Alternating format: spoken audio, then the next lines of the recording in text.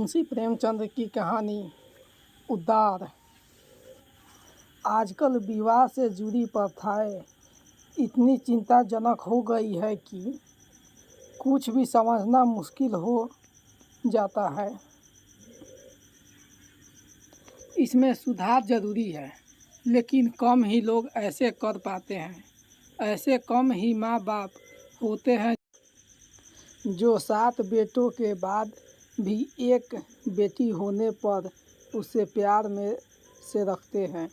जैसी ही एक बेटी पैदा होती है, वो उसकी दूसरी की चिंता में डूब जाते हैं। दुनिया में इस तरह के माँ बाप भी हैं जो बेटी की किसी वजह से मृत्यु होने पर खुश होते हैं। उन्हें लगता है कि उनके सिर से परेशानियां टल गई। इन सब की वजह दहेज जैसी कुप्रथा ही है।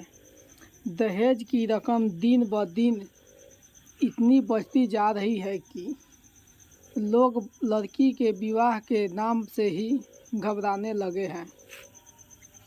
पता नहीं कब यह सब खत्म होगा। बेटा जितना भी क्यों न हो, उन्हें भार नहीं लगता।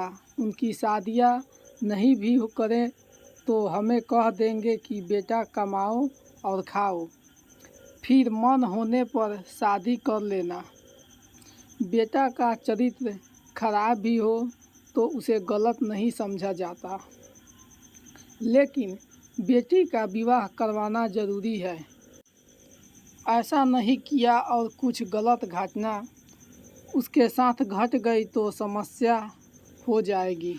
अगर इस बात को सबसे छुपा लिया तो कोई दिक्कत नहीं। अगर नहीं छुपा पाए तो पूरे समाज में नाक कट जाती है। समाज में ऐसा अपमान होता है जिसका कोई ठिकाना नहीं। पूरा परिवार किसी को मुंह दिखाने के काबिल नहीं रहता है।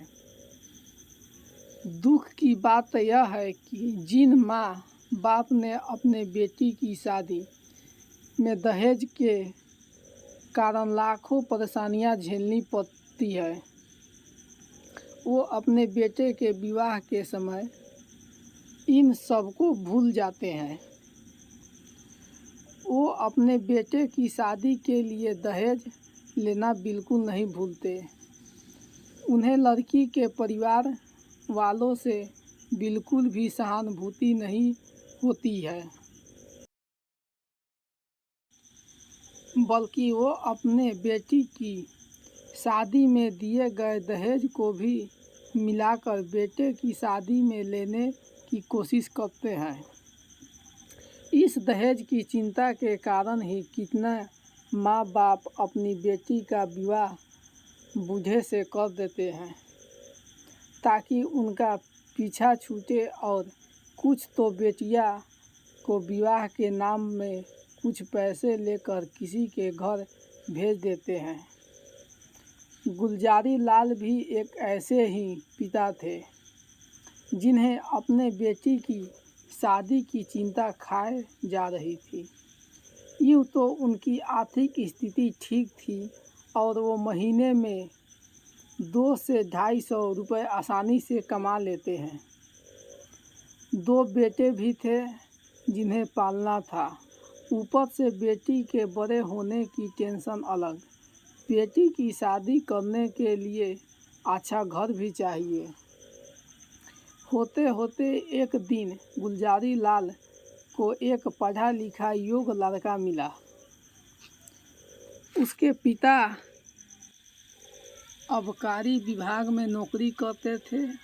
इन सब के बारे में गुलजारी लाल ने अपनी पत्नी से बात की। फिर उसने कहा कि परेशानियां बस ये है, लड़का शादी नहीं करना चाहता।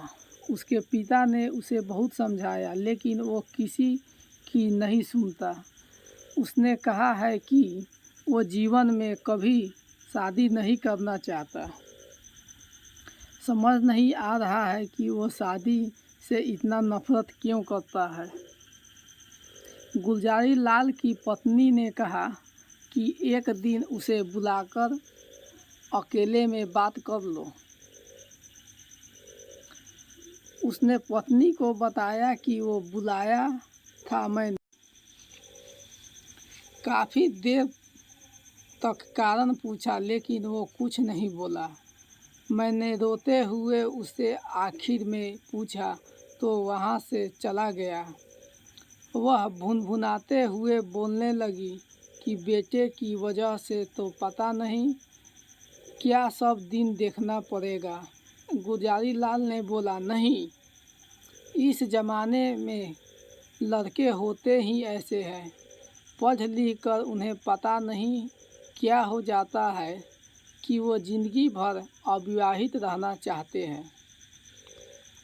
वो आज़ाद अकेले ही रहना चाहते हैं, इसी में अपनी खुशी समझते हैं। पत्नी बोली, आप बिल्कुल सही कह रहे हैं। अगर तुमने शादी न की होती तो ये सारी चिंताएं न होती, हम सब खुश होते। कुछ वक्त गुजरने के बाद गुलजारी लाल को विवाह के लिए मना करने के वाले लड़के की तरफ से एक पत्र आया। उसमें लिखा था, अंकल प्रणाम, मैं आपको यह खत काफ़ी दुविधा में लिख रहा हूँ। आपके द्वार मेरे घर रिश्ता लाने के बाद से ही माता पिता मुझ पर शादी का खूब दबाव बना रहे हैं। माँ रोती है तो पिता नाराज़ है। उन्हें लग रहा है कि मैं जिद की वजह से शादी नहीं कर रहा हूँ, लेकिन मैं इसकी असली वजह उन्हें नहीं बता पाता हूँ। अगर उन्हें पता चला तो हो सकता है कि उनके प्राण निकल जाए। आज मैं अपनी इस गुप्त बातों के बारे में आपको बता रहा हूँ। इसे राज ही रखिएगा। किसी भी तरह माँ बाप को यह बात पता नहीं चलनी चाहिए। मुझे लग रहा है कि 5-6 महीने से मुझे क्षय रोग यानी टीबी हो गया है। उसी के लक्षण मुझे खुद में दिख रहे हैं। जांच में भी यह स्पष्ट हो गया है कि मैं अधिकतम 2 साल तक ही जिंदा रह सकता हूँ। ऐसे में अगर मैंने शादी कर ली तो मेरी पत्नी को और बच्चा होने पर उसे भी यह बीमारी लग जाएगी। अभी मैं खुद इस रोग से पीड़ा को झेलता हूँ। विवाह कर लिया तो सबको दुख होगा। अब मेरा आपसे अनुरोध है कि मुझे किसी तरह के बंधन में मत बांधिए।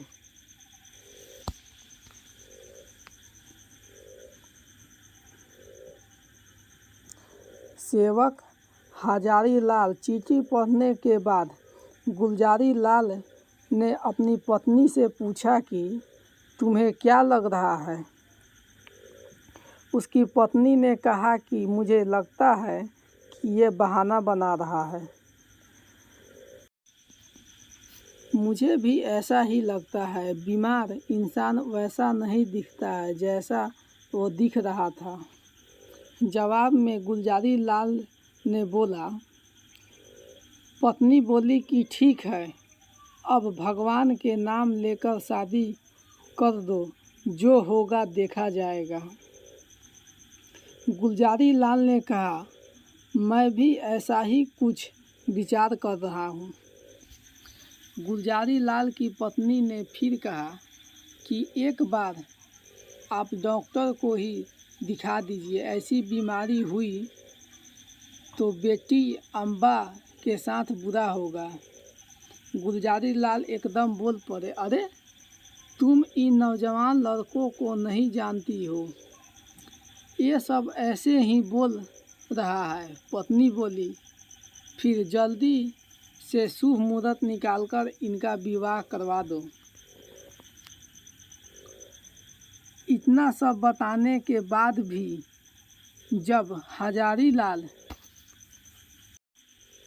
का विवाह तय हो गया तो उसे बड़ी हैरानी हुई। उनके मन में हुआ कि अब मैं क्या कर सकता हूँ। फिर उसके दिमाग में हुआ कि डॉक्टर का पर्चा इन्हें भेज देता हूँ, लेकिन तब लगा कि नकली पर्चा बनाना भी मुश्किल नहीं होता है। ऐसे में वो मेरा विश्वास कैसे करेंगे। उसने सोचा कि सब कुछ जानते हुए भी मैं विवाह करके उस लड़की को विधवा नहीं बनने दे सकता हूँ। परेशान होकर वो अपने पिता के पास गया। रात का समय था। उसके पिता चारपाई पर लेटे हुए थे। पिता ने उससे पूछा कि बेटे क्या हुआ, तुम परेशान लग रहे हो। हजारी लाल ने कहा कि मुझे आपसे कुछ कहना है। मैंने लंबे समय से एक बात छुपा कर रखी है। फिर उसने अपने बीमारी की सारी बात बता दी और कहा कि मेरी जिंदगी के कुछ ही दिन बचे हैं। डॉक्टर ने भी मुझे विवाह न करने की सलाह दी है। हजारी लाल के पिता दरबारी लाल ने अपने बेटे की ओर कुछ देर तक चौंकर देखा। फिर कहा कि बेटा, इस स्थिति में तो शादी करना और ज़रूरी है। भगवान न करे कि तुम्हें कुछ हो जाए, लेकिन विवाह के बाद तुम्हारा बच्चा तो हमारे पास रहेगा। उसका मुंह देखकर ही हम जिंदा रह लेंगे। डॉक्टर सब कुछ नहीं जानते, क्या पता तुम्हें स्वस्थ बच्चा हो। हजारी लाल के पास इन सारी बातों का कोई जवाब नहीं था। वो चुपचाप अपने कमरे में आकर लेट गया। 3 दिन बीत गए, लेकिन वो कुछ नहीं कर सका और बारात की तैयारी होने लगी। उसके मन में हुआ कि कैसे माता पिता है जो अपनी बेटी को ही इस तरह के रिश्ते में बांध रहे हैं। मेरे माँ बाप भी ऐसे ही है, उस बेचारी लड़की का क्या दोष। यह सब सोचकर हजारी लाल उठा और चुपचाप कहीं चला गया। उस दिन के बाद किसी ने दोबारा हजारी लाल को नहीं देखा। उसे ढूंढने के लिए उसके माता पिता ने क्या कुछ नहीं किया। पुलिस को उसका चित्र दिया, आसपास के कुएं में देखा और अखबारों में विज्ञापन निकाल दिया। कुछ हफ्ते बीतने के बाद रेलवे स्टेशन के पास कुछ हड्डियां सड़ी मिली।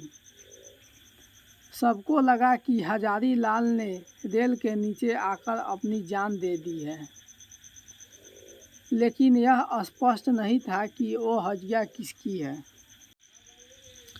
वक्त गुजरता और तीज आ गया। अम्बा ने भी अपने पति के लिए व्रत रखा हुआ था। तभी अम्बा के पति ने आकर कहा कि तुम्हारे लिए मुंशी दरबारी लाल के यहाँ से तीज का तोहफा आया है। फिर उसके पति ने पूछा, अरे तुम्हारे कौन हुए। अम्बा ने मन में हुआ कि यह उसी देवता के पिता है जिन्होंने मुझे नरक में जाने से बचाया है, अपने जीवन का बलिदान दे दिया है, लेकिन मेरे जीवन को खराब होने नहीं दिया।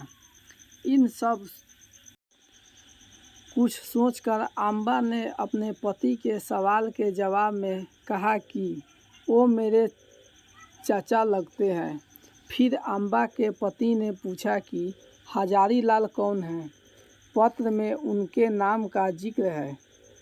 जवाब में अम्बा बोली, वह मुंशी दरबारी के पुत्र है।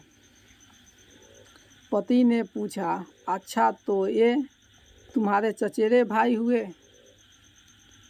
अम्बा ने कहा, नहीं नहीं, वो काफ़ी दयालु इंसान थे, मुझे सुखी जीवन का वरदान देने और डूबने से बचाने वाले इंसान थे।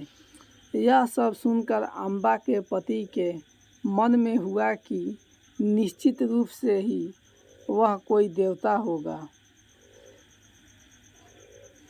कहानी से सीख।